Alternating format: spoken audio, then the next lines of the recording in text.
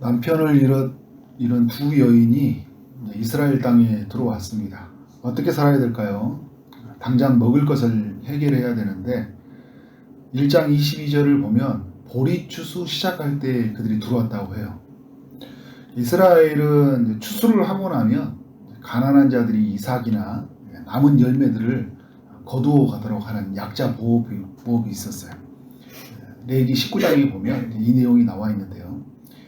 룻은 이삭을 죽기 위해서 길을 나서게 되었고, 이제 3절에 보니까 어디에 이르게 되었다고 그래요? 엘리멜렉의 친족 이 보아스에 속한 밭에 이르렀다고 해요.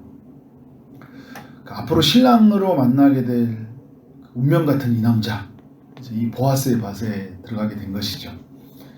룻은 이삭을 줍고 있었고 보아스는 이런 룻이 크게 보였어요.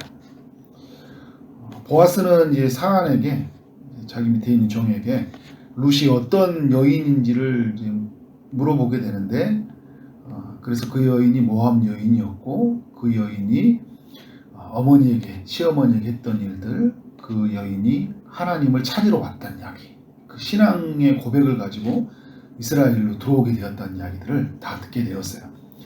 그래서 자신의 밭에서 마음껏 이삭을 죽게 합니다. 목이 마르거든 물도 마시라고 배려를 해주고, 또 주변에 있는 소년들, 그 남자들을 향해서는, 일하는 사람들이죠, 누구도 룻을 건드리지 말라, 마음껏 이제 추수를 하도록 배려를 해주라고 말을 하는 거죠. 이스라엘 땅 안에 회복이 일어났다는 것을 보여주는 단면이에요. 흉년이 찾아왔을 때는 먹을 게 없었고, 그래서 풍년이 왔기 때문에 이삭을 이제 죽을 수 있었잖아요. 또 회복은 뭘까요? 이제 마음껏 이렇게 할 수 있는 시대가 되어진 거잖아요. 그러면서 또 하나 뭐냐면, 약자 보호법이 한다는 것은 율법이 시행되고 있다는 거잖아요. 그런 면에서 땅도 영토도 회복이 되어졌고, 또 풍성한 곡식도 넣어졌고, 그 곡식을 따라서 또 약자들에게 배려해주는 그 하나님의 법이 이스라엘 땅 안에서 시행되고 있었으니까. 그런데 여러분, 이 룻기에 나오는 이 보아스를 보면 예수님의 모습이 많이 드러나잖아요. 굉장히 많이 드러나요, 보아스에게서. 나중에 이제 제가 이 기업 물을 자에 대해서 설명을 하겠지만, 오늘 아니면 제가 내일, 시간이 되면 오늘 되고 아니면 이제 내일 이렇게 또 여러분들에게 말씀을 드릴게요. 아무튼 이 보아스는 예수님의 모습을 많이 보여주고 있어요.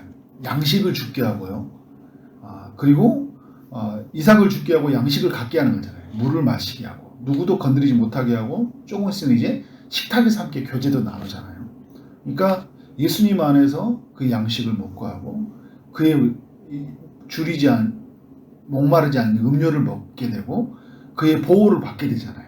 그리고 그와 함께 식탁의 교제를 나누는, 우리의 삶이 그렇게 예수님 안에 이루어졌는데, 룻이 이 보아스에게서 그런 앞으로 오실 예수님을 그런 만나는 그런 경험을 우리에게 보여주고 있는 것이죠.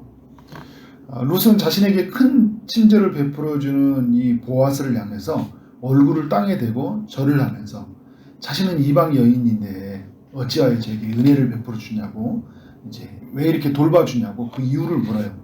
11절과 12절에서 보아스가 그 이유를 설명해 주는데, 그것은 룻이 행한 일에 대한 보답이고 상이라고 해줘요. 룻이 행한 일이 뭐예요? 시어머니를 돌보는 일이에요. 그리고 하나님의 보호를 받기 위해서 이스라엘로 온 거예요. 여호와의 날개 아래 온 너에게 상을 주겠다, 이렇게 한 거예요. 여러분, 하나님 앞에서 우리가 한 것을 결코 하나님은 예면하지 않는다는 것을 보여주는 것이잖아요. 그러니까 사람들은 모르잖아요. 시어머니에게 한 일을 우리가 얼마만큼 한지는 모르잖아요. 그런데 정말 이것이 이 보아스에게 들려졌고, 그의 신앙이 참되다는 것들, 그것이 온전하다는 것이 보아스에게 보여준 거예요. 우리 성경에서도 냉수 한 그릇이라도 우리 섬기는 자에게 주님이 다 기억한다고 하잖아요. 그러니까 주님이 우리의 삶 속에서 섬기고, 그리고 나누고, 그리고 하나님을 정말 사랑했던 그 모든 것들, 하나님을 사랑하고 이웃을 사랑했던 그 모든 것이 다 기억되어진다는 것을 알려주는 그런 내용이라고 할 수 있는 거예요. 그래서 룻은 자신에게 자비를 베푸는 이 보아스를 향해서 내가 당신께 은혜 있기를 원하나이다. 은혜를 베푼다고 하니까 은혜 있기를 원하나이다 라고 이제 엎드려지는 거죠.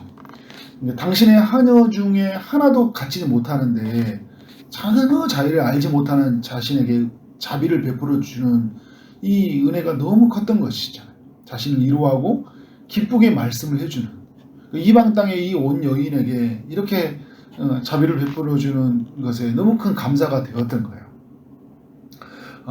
그런데 자기 자신은 하녀라고 이야기를 해주는데 보아스는 그녀를 뭐라고 하냐면 어떻게 대접했냐면 자신의 식탁의 자리로 오게 해서 배불리 먹게 해줘요. 가족으로 되어지는 거잖아요. 그러니까 마음껏 그리고 이삭을 죽게 하고 또 이것을 시어머니에게 드릴 수 있도록 배려를 해주는 모습을 보여주고 있어요. 그러니까 그런 모습이 나타나고 있죠. 오늘 2장의 내용 속에서 하나님의 우리를 향한 전적인 그 베푸심, 은혜 베푸심에 대한 이야기, 또 하나는 그 은혜에 전적으로 참여한 이야기가 무엇인지를 보여주고 있어요. 그러니까 이 룻이 성실하게 하나님 앞에 살아가는 것들, 또 하나님의 신앙을 고백하고 살아가는 것들, 그런데 하나님이 그에게 찾아오셔서 그에게 상을 베푸시는데 단순히 이 땅에서 모았던 선행의 보상이 아니라 하나님을 찾고 구하는 그에게 정말 엄청난 은혜를 베풀어주는 것들을 우리가 보여주고 있잖아요. 하나님께서 전적인 일하심들, 그리고 또 우리가 그 전적인 일하심에 참여하는 것이 무엇인지를 보여주고 있는 그런 이야기라고 할 수 있어요. 오늘 이렇게 쭉 이어지는 이렇게 말씀을 보면 하나님의 섭리하심이 참 놀랍다라는 생각이 들어요. 하나님의 섭리, 하나님의 인도라는 거죠. 룻은 우연히 이삭을 주우러 갔어요. 그런데 그곳에 많은 사람들이 있었을 거 아니에요. 가난한 자가 있었고 여인이 있었는데 보아스의 눈에 띄는 게 이걸 향해서 하나님의 섭리라고 해요. 그리고 이 섭리 가운데 주신 하나님의 인도하심이라고 이야기하는 거죠. 우연이 아니라는 거잖아요. 우리는 우연히 갔어요. 우연히 갔는데 하나님은 섭리 가운데서 이 나오미와 룻의 가정을 회복시켜주기 위해서 누구를 만나게 하는 거예요? 보아스를 만나게 하는 거예요. 이 보아스가 누구예요? 1절도 이야기했던 건 엘리멜렉의 친척이라는 거예요. 그리고 이제 그 20절 이야기에서 말했던 나오미가 이 보아스를 향해서 기업 물을 짜라 이야기를 해주고 있어요. 기업 물을 짜가 되어서 우리 가정을 회복시켜줄 이런 사람이라고 말해주고 있는데 이 기업 물을 자를 이제 잠깐 이야기하면요. 히브리어로 고엘이라고 해요. 고엘이라고 하는데 그러니까 친척 중에 한 명이 보호자가 되거나 후견이 되는 것을 말하는데 예를 들어서 어떤 사람이 이제 가난해져 가지고 이제 빚이 되어서 빚을 많이 져서 다른 사람이 종이 팔려가는 경우가 있어요. 그러면 친척 중에 가까운 사람이 그 사람의 빚을 갚게 해서 그를 이제 종의 굴레에서 해방을 시켜주도록 한 거예요. 그러니까 친척들이 이제 그에게 이제 가족이 아무도 없으니까 보호자가 되고 후견이 되어주는 거죠. 때로는 변호사가 되어주기도 하는 거예요. 죄를 지어서 그것을 갚을 능력이 없을 때 그의 친족이 와서 갚아줘야 돼요. 가난 때문에 토지를 팔아버렸을 경우에 이제 어쩔 수 없이 팔게 되잖아요. 그러면 가까운 친정 중에 일정한 기간이 동안 값을 치러줘서 다시 그 토지를 돌려받게 하는 거예요. 그러니까 기업 물을 자라는 게 영어로 이게 킨스먼 리디머라는 뜻인데 이 킨즈먼은 친척이라는 의미가 가지고 있고 리디머는 값을 지불하고 되찾아준다 이런 의미를 가지고 있어요. 그러니까 값을 되찾아주는 친척이라고 할 수 있는 것이잖아요. 그러니까 마땅히 보호를 받아야 할 권리를 찾아주는 사람, 이걸 고엘 이제 이렇게 이야기하고 있어요. 그래서 이 킨스먼 리디머 이렇게 이런 용어로 이제 이야기를 하고 있더라고요. 그러니까 이 보아스는 가까운 친척이었어요. 근데 이게 나오미도 알고 있었거든요. 알고 있었는데 그날 며느리를 보냈는데 보아스를 만난 거예요. 그러니까 이 나오미는 영적으로 굉장히 깨어 있잖아요. 그러니까 하나님의 은혜를 이제 누리고 있는 기억하고 있는 여인이었기 때문에 이 사람을 만나게 하는구나 라는 생각이 들었어요. 이 사람을 통해서 우리의 가문이 이제 회복되어지구나. 이 룻과 보아스의 만남을 우연으로 여기지 않고 이제 그래서 이제 그 여인이 가까운 사람으로서 그가 기업 물을 자다 이제 이야기를 하는 거예요. 이제 그 엘리멜렉이 가지고 있는 땅이 있었어요. 그 어디 유다 베들레헴 땅이 있었는데 10년 동안 어디가 있었어요? 모압에 가 있었잖아요. 돌아왔을 때 엘리멜렉이 죽었고 그리고 이제 나오미는 늙었어요. 두 아들도 없어요. 누가 이 땅을 가져야 돼요? 룻이 가져야 되잖아요. 근데 룻이 가지려고 하려면 이 계대 보호법이라고 있어요. 이 재산이 어떻게 보호를 받냐면 룻이 이제 만약에 형제 중에 한 명이 죽으면 다른 형제가 그 여인을 취해서 가문을 잇게 했거든요. 근데 이 남자들이 다 죽었잖아요. 그 친척 중에 한 명이 룻을 이제 아내로 취해서 그의 모든 재산의 권리를 보호받게 한 거예요. 이제 보호받아야 되는데 그게 율법이거든요. 근데 이 시대가 지금 어떤 시대가 돼서 이제 지금 이 시기가 율법이 온전히 이루어져 가는 시기잖아요. 그러니까 이 룻을 통해서 룻이 누구를 통해요? 보아스를 만나서 회복하도록 하는 하나님의 인도하심이잖아요. 하나님의 섭리인 거예요. 그 모든 것을 회복하게 하시고 나오미의 가문도 다 회복하게 하신 하나님의 일하심이 지금 룻과 보아스의 만남을 통해서 이루어져 가고 있다는 거예요. 참 놀라운 일이잖아요. 우리 인생을 하나님이 회복해 가실 때 다시 우리의 마땅한 권리와 우리의 삶의 우리를 보호해주고 우리를 인도해 그 모든 가정 속에서 우리의 모든 가정을 회복해 가시기 위해서 만남을 이어가게 한다는 거예요. 근데 여러분 우리의 삶의 기업 물을 자가 누구예요? 예수 그리스도잖아요. 하나님이 우리는 우연인 줄 알고 교회에 갔는데 그냥 누군가를 만나고 하는데 그분이 바로 우리를 모든 권리를 회복시켜준 우리는 마귀 아래 가버렸고 다 팔려 가버렸는데 우리를 다시 하나님의 자녀로 그 모든 죄의 값을 지불하고 그 은혜 안에 머물게 하고 그와 함께 먹고 마시고 보호받게 하도록 하나님이 하셨잖아요. 하나님의 섭리하심이 참으로 놀랍다. 이런 일을 행하신다면 앞으로 우리의 삶 가운데 두려움이 어디 있어요?